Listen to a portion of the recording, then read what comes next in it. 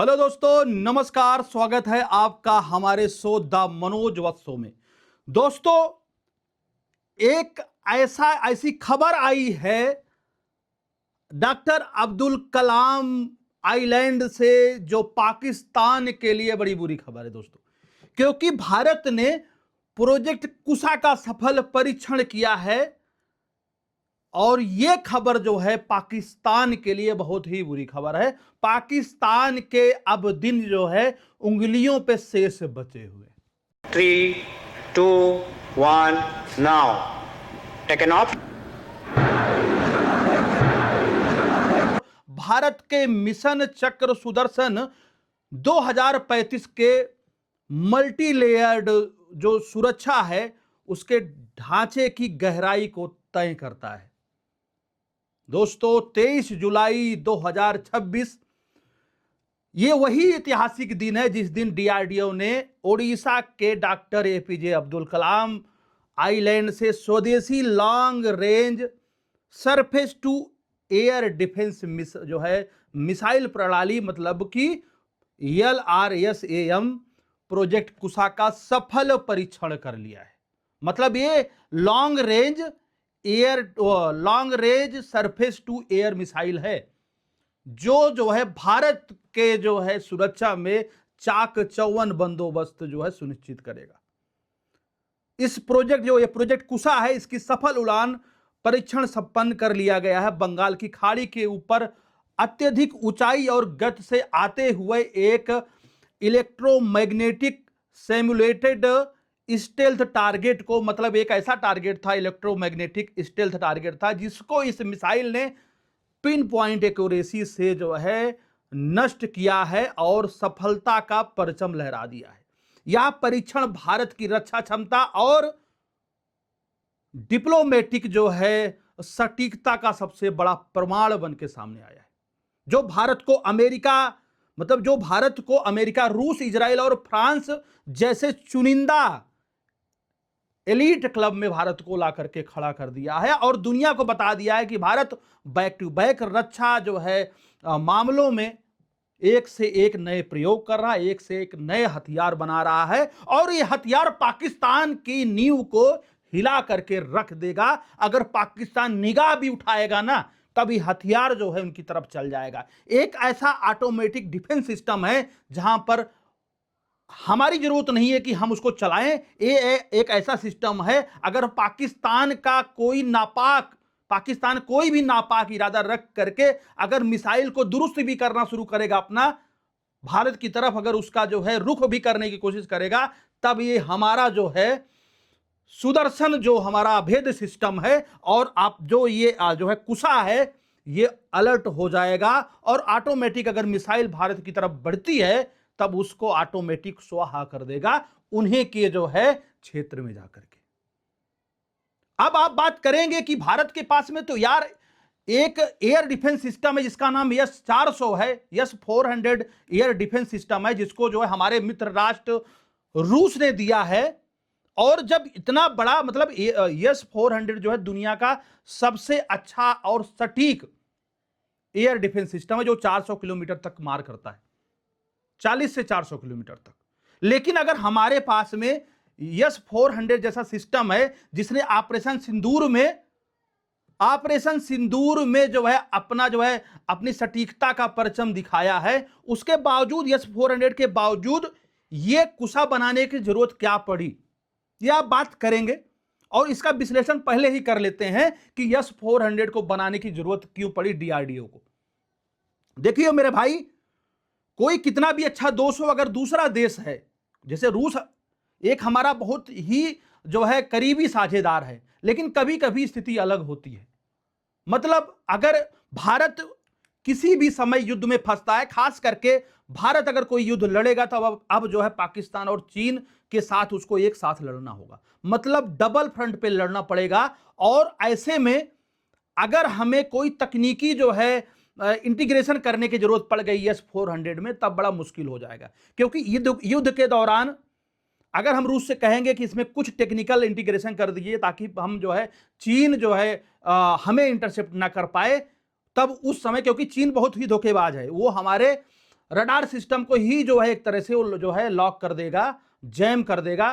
तो उस समय अगर हमें काउंटर सेफ्टी के लिए कोई ऐसा सिस्टम लगवाने की जरूरत पड़ेगी, तब रूस जो है थोड़ा परहेज कर सकता है, ऐसा मानना है। तो पहला कारण यही है कि युद्ध के दौरान खास करके अगर चीन हमारे सामने खड़ा होगा, तब रूस भारत में आकर के इंटीग्रेशन करने में, मॉडिफिकेशन करने में, सॉफ्टवेयर में थोड़ा परहेज करेगा, क्योंकि उसको उसकी निर्भरता अब जो है चीन के ऊपर भी है। तो यह सबसे बड़ा कारण है कि हम अपना जो हथियार है वो हम इंडिजिनस ही तैयार करें, भारत में ही विकसित करें। वो चाहे जो है ढांचे से लेकर के इंजन हो, ढांचा हो, या उसमें लगे हुए चिप्स हो, सॉफ्टवेयर हो, वो सारा कुछ हमारा होना चाहिए। क्योंकि सोर्स कोड में अगर कोई ग्लिच आती है, अगर उस समय कोई इंटीग्रेशन हमें जो है सॉफ्टवेयर सोर्स कोड में करना है, तब बड़ा मुश्किल है। और सोर्स कोड हमारे पास है भी नहीं, क्योंकि S-400 जैसा उन्नति हाई टेक्निकल जो है हथियार है, एक जो है एयर डिफेंस सिस्टम है, उसका सोर्स कोड कभी भी रूस किसी को नहीं देगा, अभी भारत के पास में भी नहीं है, तो साझा नहीं करता। यदि अगर कोई ऐसा कुछ हुआ युद्ध काल में, चीन जैसे प्रतिद्वंदी अपने स्टील्थ फाइटर J-20 में नई तकनीक अगर लगा करके, जैमिंग सिस्टम लगा करके अपने J-20 में अगर जो है भारत के जो है रडार सिस्टम को जैम कर देते हैं, तब भैया रडार एल्गोरिदम को अपडेट करने के लिए भारत के पास में कोई बड़ा जो है मतलब कि एक वो नहीं होने वाला है, मतलब इंटीग्रेशन नहीं होने वाला है। हम डिपेंड सिर्फ सप्लायर के ऊपर रहने वाले हैं। तब एक बहुत बड़ी रिस्क बनती है। वैसे रूस हमारी मदद करता है, हर समय किया है, लेकिन तब भी अगर अपने पास कोई ऐसा एयर डिफेंस सिस्टम हो जो S-400 की तरह हो, तब भाई वो तो सोने पे सुहागा है। यह सबसे बड़ा कारण था जिसके कारण ऑपरेशन जो है प्रोजेक्ट कुशा बनाया गया। प्रोजेक्ट कुशा का source code, software, algorithm, microchip और कंट्रोल सेंटर 100% स्वदेशी है। इसे कोई भी विदेशी ताकत रिमोटली बंद नहीं कर सकता है, जाम नहीं कर सकता है, और इसमें कोई भी वायरस नहीं डाल सकता है, क्योंकि ये सब कुछ, इसका पूरा इकोसिस्टम भारत में बना हुआ है। तो ये सबसे बड़ा कारण है पहला, जिसके कारण जो है भारत ने प्रोजेक्ट कुशा का जो है ये संचालन किया, प्रोजेक्ट कुशा बनाया, और ये आपके सामने है। दूसरा सबसे बड़ा कारण क्या? सप्लाई चेन का। क्योंकि जो देश हमारा सप्लायर है, खास करके हमारा तो जो है S-400 रूस ही देता है। अब रूस ऑलरेडी जो है बहुत समय से यूक्रेन युद्ध में लगा हुआ है। अगर जो हमारा सप्लायर है वो ऑलरेडी किसी UOR में लंबे समय से एंगेज है, अगर हमें जरूरत पड़ गई तो अगर और हमको हथियार की जरूरत पड़ेगी, या सुदर्शन चक्र के लिए हमें जो है क्या बोलते हैं S-400 की जरूरत पड़ेगी, तब जो है सप्लाई चेन में जो है प्रॉब्लम आएगी, क्योंकि वो देश ऑलरेडी जो है युद्ध में इस समय इन्वॉल्व है। तो दो कारण है। पहला तो जो है सोर्स कोड भारत के पास में नहीं है, कोई इंटीग्रेशन करना हो, कोई अपडेट करना हो तो वो करना थोड़ा मुश्किल होगा, उसके लिए हमें सप्लायर के ऊपर जो है डिपेंड रहना पड़ेगा। दूसरा ये है कि अगर जिस देश से हम माल ले रहे हैं वो किसी युद्ध में ऑलरेडी अगर इन्वॉल्व है, तब प्रॉब्लम होगी कि हम पहले वो अपनी नीड पूरी करेगा या हमें देगा। तब ये दो कारण है जिसके कारण जो है भारत ने, DRDO ने कुशा को तैयार किया। ये जो है सबसे बड़े दो कारण है। अब बात करते हैं कुशा की तकनीकी और जो है आर्किटेक्चर की बात करते हैं, इसका टेक्निकल और आर्किटेक्चरल जो है इसका क्या जो है इसमें क्या क्या लगा हुआ है। तो भैया बात करते हैं कुशा का। एक देखो, कुशा जो है एक मल्टी टीयर्ड सिस्टम है, मतलब इसमें कई सारे टीयर बने हुए, 1 2 3 ऐसा है, मतलब एक्सटेंडेड रेंज नेटवर्क इसके अंदर है। इसके अंदर जो मिसाइल है वो मल्टी टीयर्ड है। एक ही मिसाइल कुछ रेंज तक मार करती है, मतलब छोटा हथियार है तो एक छोटी मिसाइल जाएगी। उसके बाद मीडियम क्लास का कोई हथियार आ रहा है, दुश्मन ने मारा है भारत को, तब मीडियम रेंज का जाएगा। अगर कोई जो है बड़ा है, उसको 400 किलोमीटर के आसपास रोकना है, तब भारी भरकम हमारा हथियार जो है इस जो है कुशा से निकलेगा, मतलब मिसाइल इस कुशा से निकलेगी, जो है दुश्मन के जो है द्वारा मारी गई मिसाइल को न्यूट्रल कर देगी, खत्म कर देगी हवा में। कुल मिला के इसमें 3 टीयर्ड मिसाइल सिस्टम लगाया हुआ है, मतलब इसमें 3 वेरिएंट हैं प्रभावी मारक क्षमता के, जो है इसमें 3 तरह के वेरिएंट लगाए गए हैं। एक है यम फर्स्ट, दूसरा है यम सेकेंड और तीसरा है यम थर्ड। मतलब यम फर्स्ट जो है जो यम फर्स्ट इंटरसेप्टर है वो 120 से 150 किलोमीटर तक दूरी तक का ये मार करेगा। ये जो कुसा में मिसाइल लगा हुआ है। यम-1 जो है, यम फर्स्ट जो है, वो 120 से 150 किलोमीटर तक इसकी रेंज है। भैया कोई दुश्मन जो है गोला बारूद मारता है 120-150 किलोमीटर रेंज में, तब कुसा से ऑटोमेटिक, और इसका जो पूरा एल्गोरिथम है, इसका जो सॉफ्टवेयर डिजाइन है ना, वो ऑटोमेटिक डिसाइड करेगा कि दुश्मन का जो हथियार आ रहा है उसका लेवल क्या है, वो कितना लीथल है। चाहे वो लड़ाकू विमान हो, ड्रोन हो, क्रूज मिसाइल हो, या किसी भी तरीके का हथियार हो, इसके अंदर अभी जो है बैलिस्टिक मिसाइल को मारने की क्षमता नहीं है। सिर्फ यही एक चीज है जो उसके अंदर कम है। लेकिन अच्छाई क्या है कि यह जो है सिस्टम ऑटोमेटिक डिसाइड करेगा। भैया देखो वही है कि मतलब एक जो है हल्के हथियार को मारने के लिए हम अपना मिलियंस ऑफ डॉलर का जो है मिसाइल मारे तो भारत का नुकसान है। और इन्हीं चीज में भारत जो है सारे देशों से आगे है। भारत बड़ा किफायती चीज को तैयार करता है कि भाई उनका अगर 1 किलो का गोला बारूद आ रहा है तो हम 1 टन का गोला बारूद से नहीं खत्म करेंगे, हम उसके लिए 1 सवा किलो का ही कोई जो है गोला बारूद जो है मारेंगे उसको खत्म करने के लिए हवा में। तब भैया पहला क्या है, 120 से 150 किलोमीटर की रेंज तक मार करने वाला यम-1 इंटरसेप्टर लगा हुआ है, जो मध्यम रेंज के लड़ाकू विमान, जो मध्यम रेंज के इनके लड़ाकू विमान है, भारी ड्रोन्स व जो है जो क्रूज मिसाइलें हैं, उनको मारने के लिए यह डिजाइन किया गया है। इसका ही एक सफल परीक्षण हुआ है। मतलब जो वहां पे एक सिमुलेटेड जो है टारगेट को इसने मार गिराया है अभी 23 तारीख को, वो एक 120 से 150 किलोमीटर तक रेंज वाला जो है मिसाइल से मारा है। इसी का परीक्षण हो गया है। दूसरा है M2 इंटरसेप्टर। भैया इसका जो रेंज है ये 250 किलोमीटर तक है। मतलब 250 किलोमीटर तक कोई अगर हथियार, 250 किलोमीटर के अंदर से अगर कोई हथियार दुश्मन हमारे बॉर्डर के पास आता है, बॉर्डर से जो है 250 किलोमीटर तक मार करने की कोशिश करता है, तब भैया ये जो है कुसा सिस्टम ऑटोमेटिक डिसाइड कर लेगा कोई जो है हथियार आ रहा है हमारे दुश्मन का जो 250 किलोमीटर से चला है, उसको इंटरसेप्ट करके इवन अगर वो जो है इधर तैयार भी करेगा भारत को मारने के लिए, अगर कोई उनके यहां परीक्षण हो रहा है तो समझ जाएगा। लेकिन अगर भारत की तरफ जो है एक गलत नियत से भारत को तबाह करने के लिए मारेगा तो 250 किलोमीटर तक की रेंज रहेगी, तो ये ऑटोमेटिक समझ जाएगा कि भैया हमको अब 120 वाला नहीं मारना है, 350-400 किलोमीटर वाला नहीं मारना है, अभी 250 किलोमीटर वाले से काम चल जाएगा।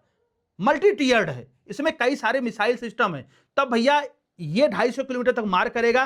किसको मारेगा? हाई एल्टीट्यूड जो है रिकॉग्नाइज्ड जो है एयरक्राफ्ट हैं, जो हाई मतलब काफी ऊंचाई पे उड़ रहे हैं, हाई एल्टीट्यूड पे, इस तरह की मिसाइल को, विमान को ये मार के गिराएगा। इसका ट्रायल अभी जो है बहुत जल्दी होने वाला है, डिसाइड हो गया है, इसी 2026 में हो जाएगा। तीसरा इसका इंटरसेप्टर है M3, मतलब M3।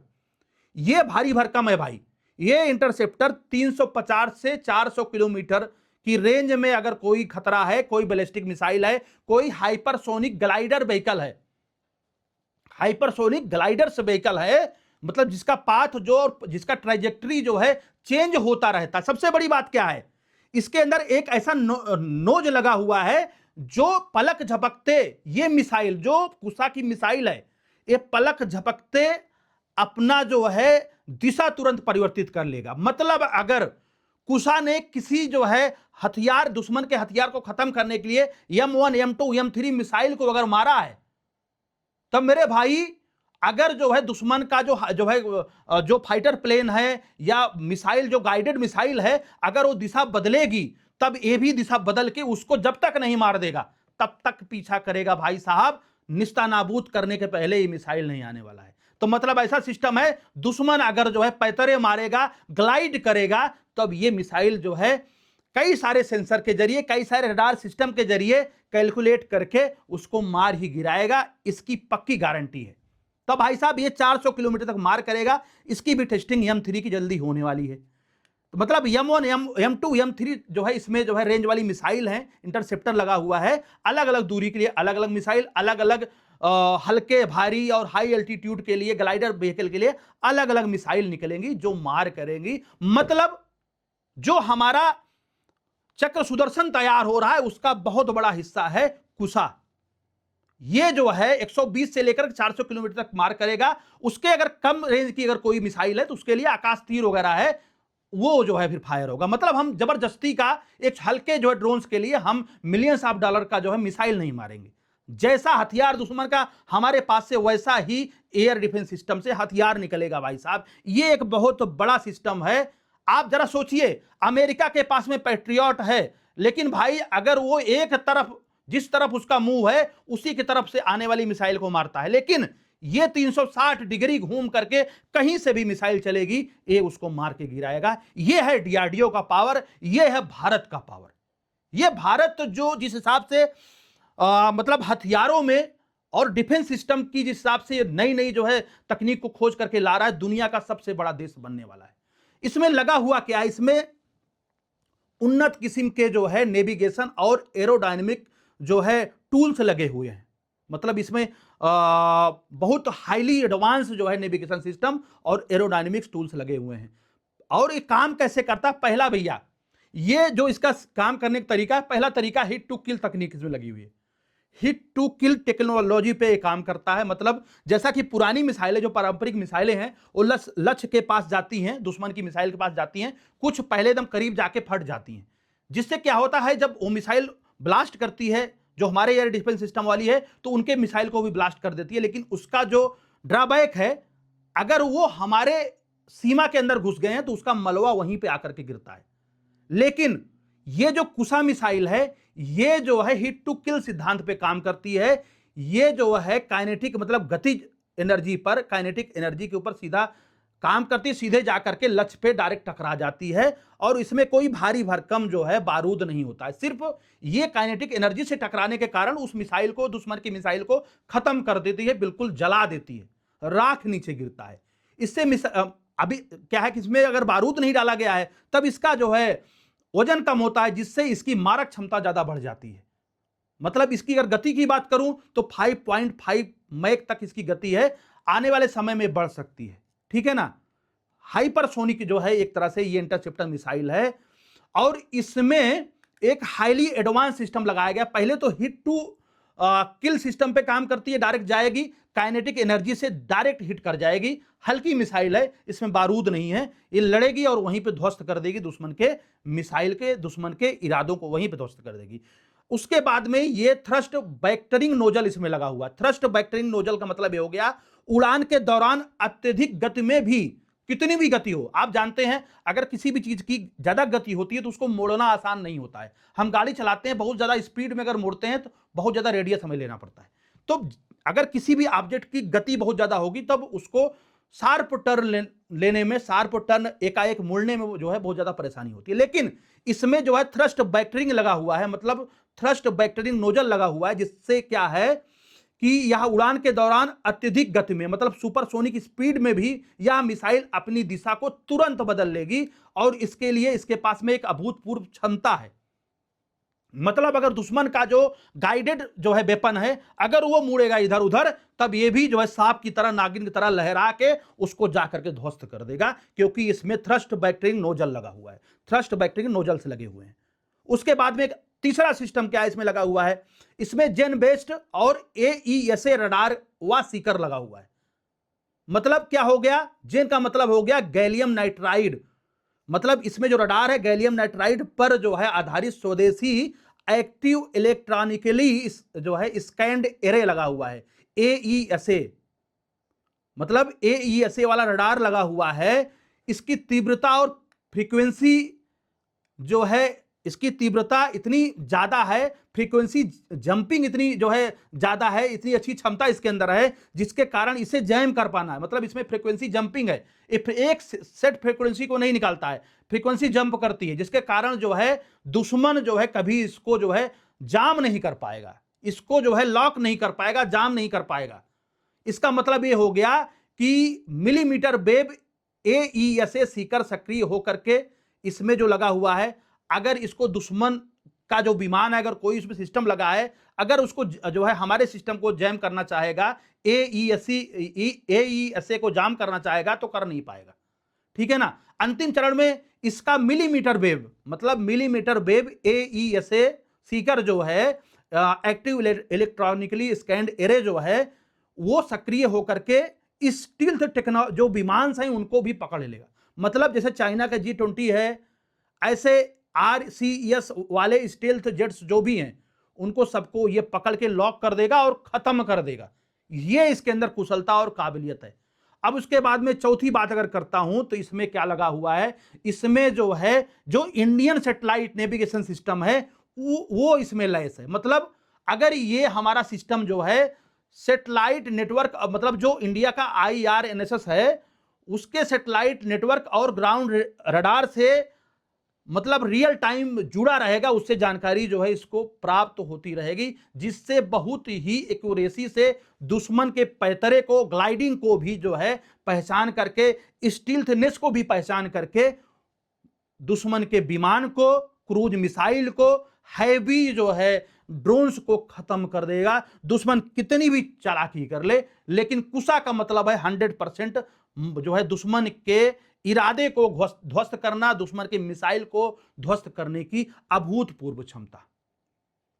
अब बात करते हैं, बहुत सारे डिफेंस सिस्टम, अलग अलग डिफेंस सिस्टम अलग अलग देशों में है। जैसे इजराइल के पास में आयरन डोम है, और जो है क्या बोलते हैं, रूस के पास में जो S-400 जो रूस भारत को भी दिया है, और कुसा जो इंडिया ने बनाया। इसमें डिफरेंसेस क्या क्या हैं, तो कई पॉइंट पे इसमें टेक्निकल हम एक जो है कॉम्पिटिटिव एक जो है डिस्कशन करने जा रहे हैं। तो पहले बात करते हैं आयरन डोम का, सेकेंडरी बात करते हैं, तीनों का तुलनात्मक स्टडी करते हैं, आयरन डोम, S-400, और जो है बात करते हैं कुसा सिस्टम के बारे में, ठीक है ना।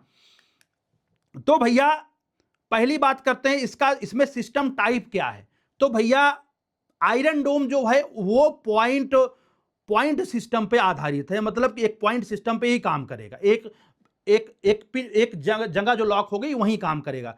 अब जो है बात करें इसकी S-400 की, तो ये एरिया डिनाइल है, ये जो है हर जगह काम करेगा, कहीं भी मारना हो, कहीं भी कुछ करना हो। उसके बाद में जो ये कुसा है, ये ओपन आर्किटेक्चर बेस्ड जो है area defence, denial defence system इसमें लगा हुआ है, ठीक है ना। उसके बाद में अगर बात करें इसके रेंज की, तो भैया आयरन डोम 4 किलोमीटर से लेकर के 70 किलोमीटर तक मार करता है। क्योंकि देखिए जो इजराइल है अपने आसपास के देशों से एकदम जो क्या बोलते हैं ईरान वगैरह के जो प्रॉक्सी हैं, हिजबुल्ला, हूती, उनसे लड़ रहा है, तो उसके लिए बहुत छोटे छोटे रेंज तक मार करने के लिए, हमास से मार करने के लिए उसको जरूरत थी। तो 4 किलोमीटर से लेकर के, क्योंकि कम दूरी तक भी मार करना एक अच्छी क्षमता कही जाती है। मतलब जैसे भैया हमारा है 120 किलोमीटर कुसा है, 120 किलोमीटर के बाद ही काम करेगा। कम दूरी के लिए हमें आकाश तीर की जरूरत पड़ती है, और हमारे पास है। लेकिन आयरन डोम क्या है, 4 किलोमीटर से सिर्फ 70 किलोमीटर तक मार करेगा, मतलब 4 किलोमीटर टू 70 किलोमीटर तक इसकी जो है रेंज है। बात करें अगर भैया S-400 की, तो भैया S-400 जो है 40 से लेकर के 400 किलोमीटर तक मार करता है। तो दुनिया का सबसे प्रभावी, सबसे अच्छा एयर डिफेंस सिस्टम है रूस का। उसके बाद भारत की बात करो तो 120 किलोमीटर से लेकर के 400 किलोमीटर तक मार करेगा। मतलब मोटा मोटी अगर बात करें एयर डिफेंस सिस्टम, तो 400 के आसपास हमारा जाके गिर रहा है। उसके बाद इसमें किस तरह का सिस्टम लगा हुआ है, तो इसमें आयरन डोम में अनगाइडेड जो है रॉकेट व आर्टिलरी को मारने की क्षमता, अगर क्षमता की बात करूं तो। लेकिन अगर बात करें हम S-400 की, जो रसिया का है, वो विमान को भी मारेगा, क्रूज मिसाइल को मारेगा, बैलिस्टिक मिसाइल को मारेगा। तो इसके पास बहुत बड़ी भाई साहब एक क्षमता है। वहीं बात करूं अगर जो है भारत के इस जो है अपने कुसा सिस्टम की, तो भैया ये हाइपरसोनिक मिसाइल, हाइपरसोनिक मिसाइल जैसे ये सिर्फ क्रूज मिसाइल को मारेगा, फाइटर प्लेन्स को मारेगा, ये सिर्फ जो है बैलिस्टिक मिसाइल को नहीं मार पाएगा। तो S-400 इसमें प्लस पड़ रहा है, क्योंकि ये बैलिस्टिक मिसाइल को भी मार सकता है। इसमें सॉफ्टवेयर की बात करूं तो क्लोज सिस्टम सॉफ्टवेयर लगा हुआ है आयरन डोम में, और जो है क्या बोलते हैं S-400 में क्लोज सिस्टम लगा हुआ है। लेकिन भारत के पास में जो सॉफ्टवेयर है वो जो है क्या सॉफ्टवेयर डिफाइंड ओपन आर्किटेक्चर है, तो इसको इसमें मॉडिफिकेशन किया जा सकता है, ठीक है। अगर स्पीड की बात करूं तो भैया आयरन डोम की बहुत कम जो है स्पीड है। वहीं पे अगर बात करूं रसिया का S-400, तो ये भैया 12 मैक के ऊपर इसकी स्पीड है। ये हाइपरसोनिक मिसाइल है। लेकिन इंडिया का जो है मिसाइल डिफेंस सिस्टम है, ये जो है ये सुपरसोनिक है, मतलब ये 5.5 मैक की स्पीड इसमें है। तो कुल मिला के अगर बात करूं तो इन तीनों की स्टडी में अगर बात करूं, वहीं पे अगर पैट्रियट की बात करता हूं अमेरिका की, तो भैया वो चारों तरफ नहीं घूमता, एक ही तरफ मार करता, तो उसको इसमें मैंने शामिल नहीं किया है। अब ये जो है स्टडी से यही होता है, इससे यही निष्कर्ष निकल रहा है कि भारत का जो कुशा है वो जो है रूस के आसपास है और इजराइल के आयरन डोम से बहुत ऊपर है, ये जो भारत ने तैयार किया है। अब बात करते हैं प्रोजेक्ट कुशा भारत के मिशन एक के कहां काम आने वाला है। तो जो प्रोजेक्ट कुशा है वो भारत का जो मिशन सुदर्शन चक्र 2035 का मुख्य किरदार है, मुख्य हिस्सा है। ये बहुत बड़ा पार्ट है, बहुत बड़ा रोल प्ले करेगा। चक्र सुदर्शन जो भारत तैयार कर रहा है, भारत का चौतरफा 360 डिग्री चारों तरफ जो है डिफेंस सिस्टम तैयार करने का जो एक मिशन है, उसका ये बहुत बड़ा हिस्सा है। इसके तहत भारतीय आसमान को 5 जो है परतों से अभेद जो है परतों में सुरक्षा किया जा सकेगा। मतलब मल्टी लेयर, मतलब 5 लेयर सुरक्षा बनाई जा रही है मिशन सुदर्शन चक्र 2035 के तहत। पहला जो सिस्टम है वो है layer 1 exoatmospheric space parameter. इसमें क्या क्या है? पहला है लेयर 1 जिसमें बीएमडी, अभी एक मिसाइल आपने देखा है लॉन्च किया था अभी जो है डीआरडीओ ने। तो पहले लेयर में बीएमडी मिसाइल लगाई जाएगी AD1 और AD2। इस AD1 और AD2 में क्या है कि AD2 का रेंज एक रेंज है कि ये इतने किलोमीटर तक जाएगा, AD जो है 1 का रेंज अलग है। मतलब एक मार करेगा एक्सो एटमॉस्फेयर तक, अगर कोई जो है दुश्मन का हथियार आ गया है तो AD जो है 2 चलेगा और AD1 चलेगा। अगर जो है एटमॉस्फेयर में अगर इंटर हो गई दुश्मन की बैलिस्टिक मिसाइल, तो जो है उसका दूसरा जो है मिसाइल, बैलिस्टिक मिसाइल जो है डिफेंस सिस्टम काम करेगा। मतलब भारत ने अभी बीएमडी बनाया जिसमें AD1 AD2 मिसाइल है जो अलग अलग लेयर पे सुरक्षा करेगी। मतलब कुशा के अंदर जो बैलिस्टिक मिसाइल को मारने की क्षमता नहीं थी, वो क्षमता लेयर 1 में आपने मिशन जो है चक्र सुदर्शन 2035 में पहला ही जो है अभी कुछ दिन पहले ही परीक्षण भारत कर चुका है। तो पहली लेयर में हम बैलिस्टिक मिसाइल को मारने के लिए क्या यूज करेंगे? बीएमडी यूज करेंगे, जिसके अंदर AD1 AD2 इंटरसेप्टर मिसाइल लगी हुई है। एक जो है वायुमंडल के अंदर इंटर की हुई दुश्मन की मिसाइल को मारेगा, एक जो वायुमंडल में इंटर करने के पहले ही ऊपर ही मार के गिरा देगा। उसके बाद में लेयर 2 की बात करूं तो आउटर एरिया डिफेंस की, मतलब 400 किलोमीटर दूर तक मार करने की। तो आउटर एरिया डिफेंस जो है के अंतर्गत इस कुशा का जो है रोल आता है। तो भाई साहब कुशा जो है सेकेंड लेयर सिक्योरिटी प्रोवाइड करेगा, first layer security BMD provide करेगा, मतलब ballistic missile defence system provide करेगा। AD1 और AD2 इसके 2 पार्ट हैं। दूसरी बात करूं भाई तो लेयर 2 आउटर एरिया डिफेंस जो 400 किलोमीटर तक सुरक्षा देगा, ये है प्रोजेक्ट कुशा। इसके अंदर M1 M2 M3 मिसाइल हैं जो अलग अलग एम्यूनिशन, मतलब अलग अलग फाइटर्स प्लेन्स और जो है ग्लाइडर व्हीकल और भारी मिसाइल AWACS जो है जो भी आएगा उसका शिकार करेगा जो है ये ऑपरेशन कुशा, प्रोजेक्ट कुशा।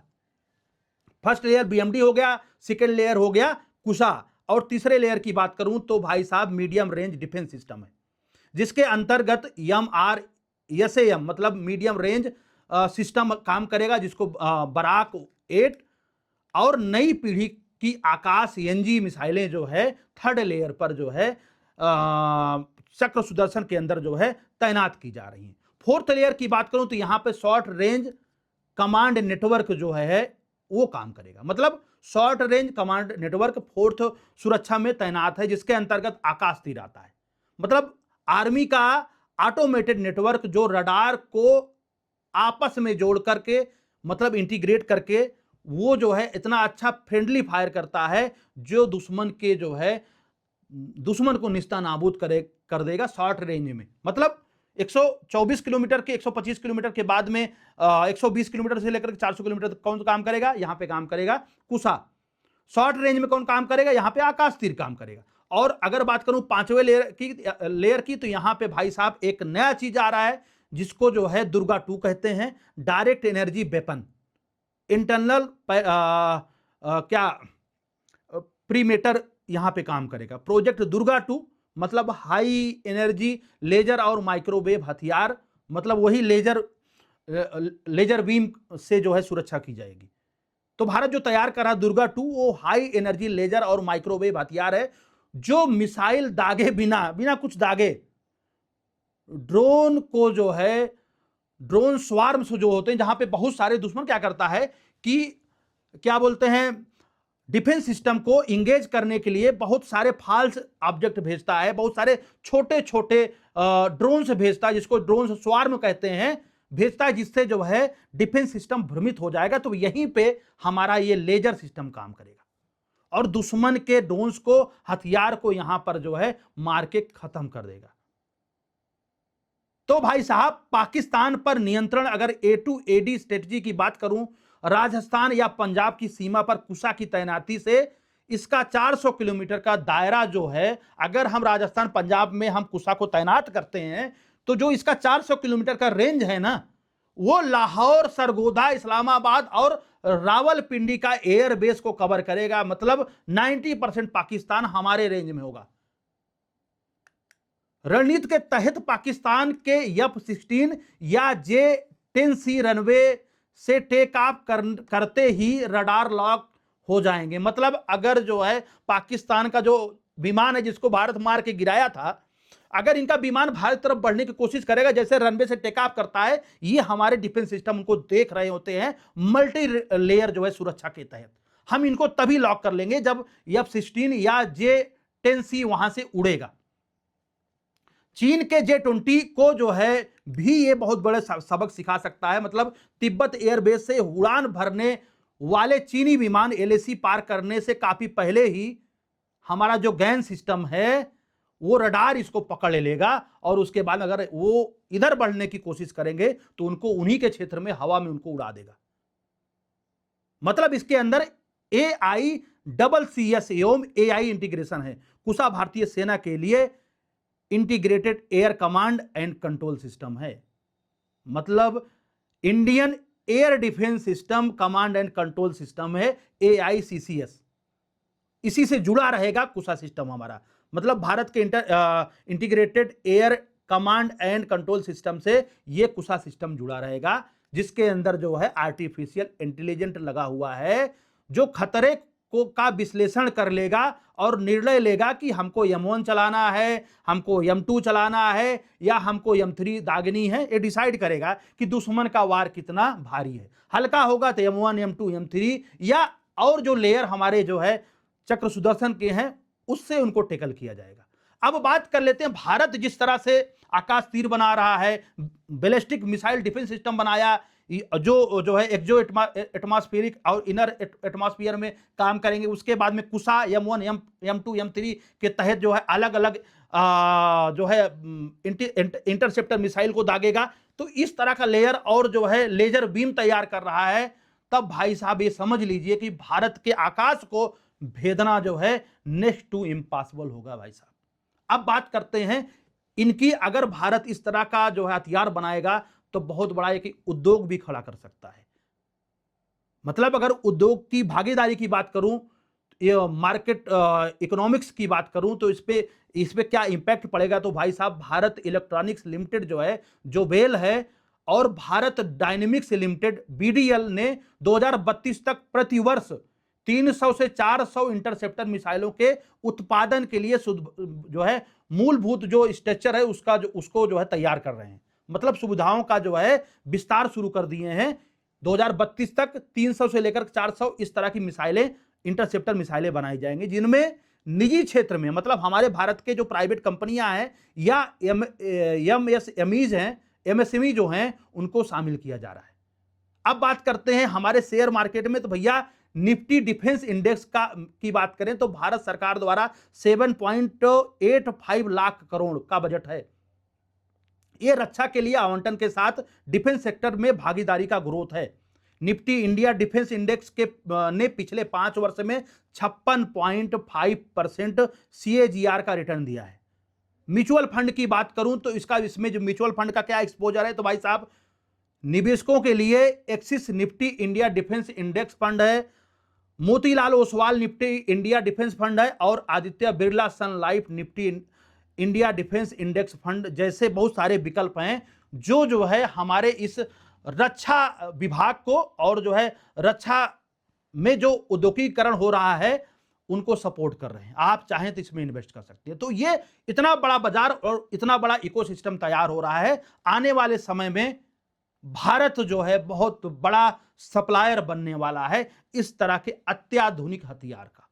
भाई साहब, जो टेक्नोलॉजी पहले अमेरिका और जो है रसिया जैसे बड़े देश, फ्रांस जैसे बड़े देश सोचते थे या करते थे, वो भारत अब सोचता भी है और पहले अटेम्प्ट में जो है सफल परीक्षण भी कर रहा है। यह भारत की जो है ताकत है और पाकिस्तान के लिए एक साफ संदेश है कि पाकिस्तान अगर जो है अपने नापाक इरादे अब भी भारत की तरफ रखता है, अपनी काली निगाह भारत की तरफ रखता है, तो भाई साहब आंख जब पाकिस्तान उठाएगा, उसकी नजरें जब भारत की तरफ उठेंगी गलत नियत से, उसके पहले कुसा का M1 M2 M3 जैसा जो है एयर डिफेंस सिस्टम, जो हमारे इंटरसेप्टर मिसाइल हैं, उनकी आंख को वहीं पे फोड़ देंगे, अंधा कर देंगे। तो दोस्तों, ये वीडियो और विश्लेषण कैसा लगा? अगर आपको जो है प्रोजेक्ट कुसा की कामयाबी अगर जो है आपको हर्षित करती है, खुशी देती है, तो भाई साहब आप जय हिंद जरूर कमेंट में लिखें और भैया डीआरडीओ को जो है धन्यवाद जरूर दें। थैंक्स बोले डीआरडीओ को, जिसके कारण भारत इतनी बड़ी ऊंचाई को प्राप्त कर रहा है, डिफेंस सेक्टर इतना ग्रोथ कर रहा है और हम इतना मजबूत हो रहे हैं डिफेंस में। तो इसी साथ वीडियो कंप्लीट करते हैं। आप लोग स्वस्थ रहें, मस्त रहें, जबरदस्त रहें। जय हिंद।